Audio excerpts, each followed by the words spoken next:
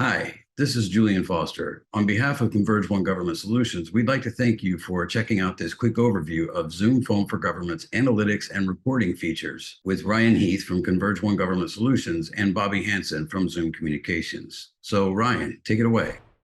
Thank you for the introduction. I'd like to tell you a little bit about Converge One Government Solutions. Converge One Government Solutions is one of the first federal Zoom phone partner integrators. We have decades of telephony experience, which really help us bring migrations, integrating legacy systems into the new type of platforms. So before we end this webinar, can you touch on the reporting Zoom has to offer? Yeah, it's a great point. I appreciate you bringing that up. A lot of times I talk to customers about the simplicity of the management, simplicity of the end user experience. But another key strength for Zoom in general, including the meetings, including rooms, and especially on phones, is the analytics and reportings.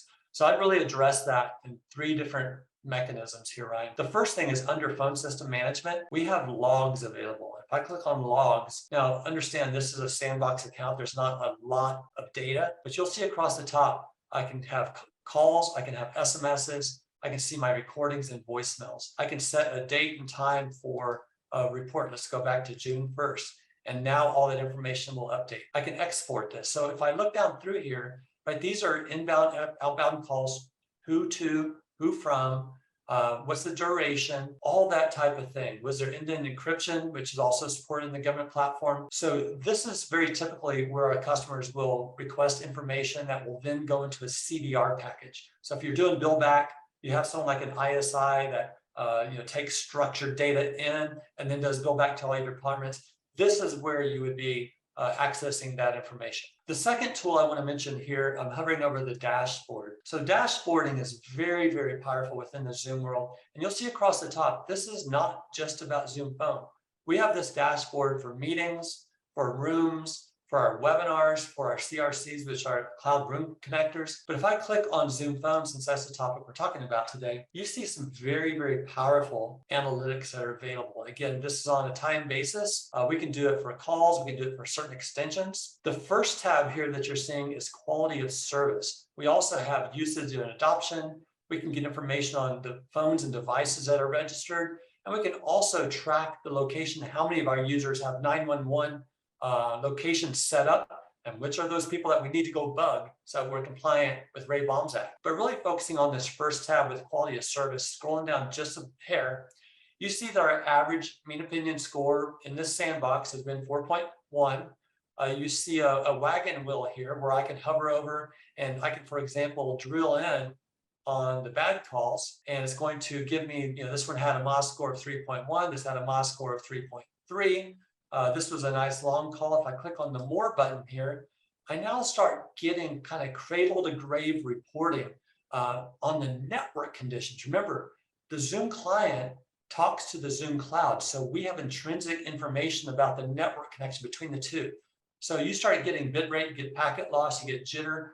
All of these things are extremely valuable to help desk techs that are trying to troubleshoot problematic phone calls.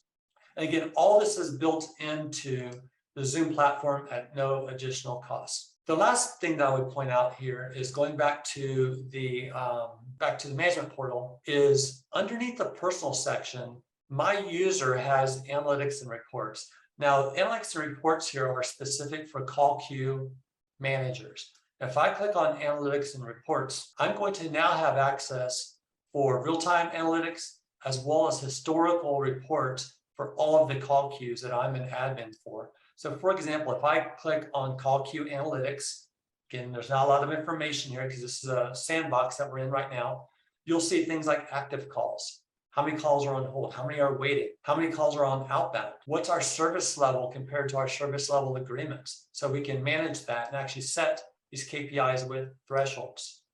If I scroll down a bit, I can now actually see the call queues that are active on the system that I'm managing. And if I click on them, let's choose the C1G help desk, I can now get visibility into the actual agents and if they're logged in or not. And here I see that Bobby Hansen is logged out or opted out because he's eating lunch. And I know that's only 2 minutes before the hour, his lunch hour is up, and we have a bunch of calls. So I, as the manager, am going to go ahead and make Bobby available. So in a nutshell, Ryan, what we talked about from reporting analytics was call logs as well as SMS logs, the ability to dashboard, including seeing real-time information and network conditions, as well as providing historical and real-time reports to call queue managers. I really appreciate your time today in the demo. I want to remind you that C1GS can help you with any of the things we discussed here today. Our contact information is below.